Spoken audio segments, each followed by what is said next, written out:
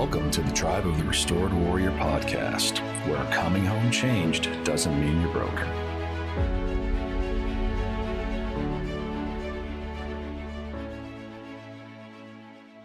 And welcome to another episode of the Tribe of the Restored Warrior.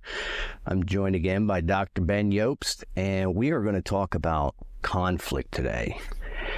So this is something I'm sure none of us have any experience with. What do you think?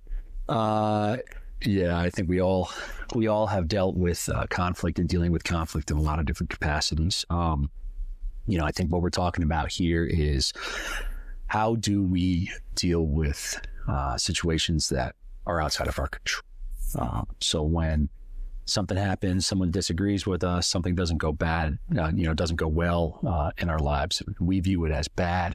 How do we deal with that? And I know from my perspective, and I've seen a lot of first responders and vets that deal with things the same way. We're kind of on or off. So we either love something or love somebody, the fullest of our abilities, or you're gone. You're gone. And in a lot of situations, the most unhealthy among us are going to basically declare war on that thing or that person. Is that kind of like what you experienced too? Absolutely. All in, all out, all or nothing thinking. Yeah. So 3 things that I can really think that would help in that type of situation. One is to understand that and really try to rationalize and reframe the way we think that things don't have to be all or nothing. I know that's how we were trained, 100%, 110%, pushing forward with full tenacity at all times. But within our personal lives and our lives back here, learning to function at 50% is okay. At 40% is okay. Strugglewell talks about this, the installing of a dimmer switch.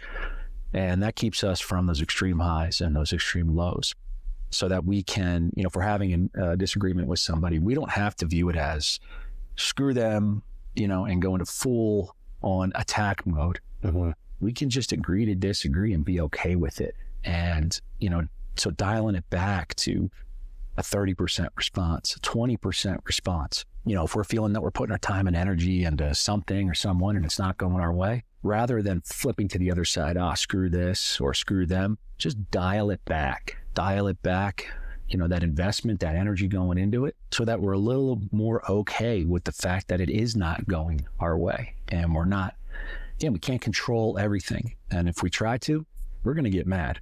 So dial back that desire to control it, dial back that desire to see it go your way or our way, and, learn to be okay with it not being okay. Does that make sense?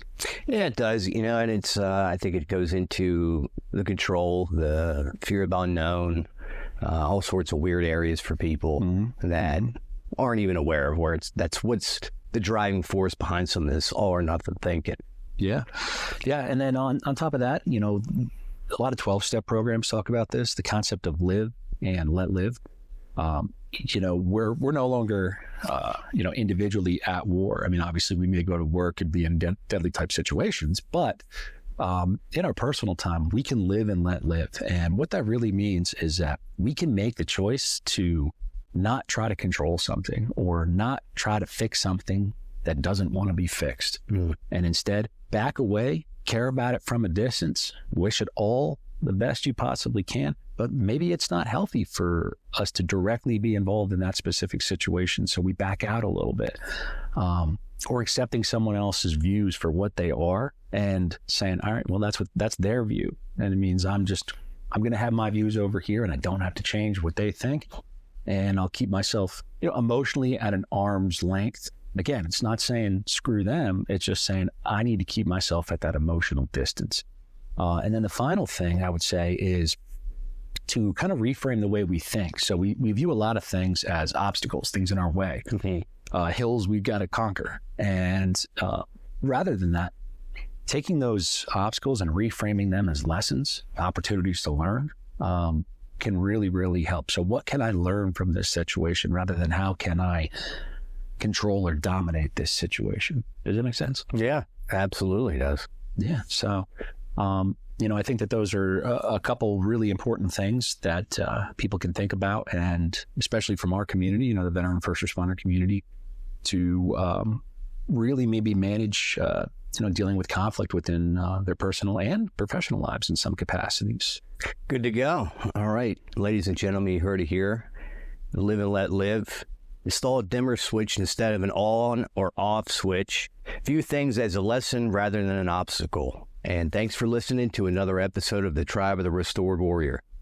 Tribe of the Restored Warrior works in collaboration, contributes to Vets and Badges, where real-life heroes share their trials and tribulations. Please check out www.vetsandbadges.com for more information.